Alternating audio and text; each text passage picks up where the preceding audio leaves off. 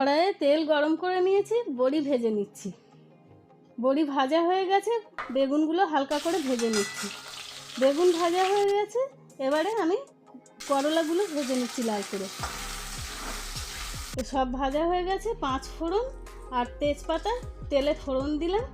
এবারে আলু, পেঁপে, কাঁচা কলা, গাজর, বরবটি, সজনে ডাঁটা সব কিছু ভালোভাবে ভেজে নিলাম। পরিমাণ মতো নুন দিয়ে দিলাম। আদা রাঁধুনি বাটা 1 চামচ, সরষে পোস্ত বাটা 2 চামচ দিয়ে অল্প হলুদ দিয়ে নেড়ে নিচ্ছি। এবারে 1 বাটি দুধ দিয়ে দিলাম, 1 বাটি জল দিয়ে দিলাম। 10 মিনিট সেদ্ধ হতে দিই। এবারে শুক্তোর ভাজা মশলা করে নিচ্ছি।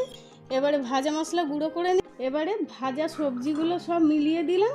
এবারে শুক্তোর ভাজা মশলা দিয়ে ঘি দিয়ে নামিয়ে নিলেই তৈরি হয়ে গেল শুক্তো। ভালো।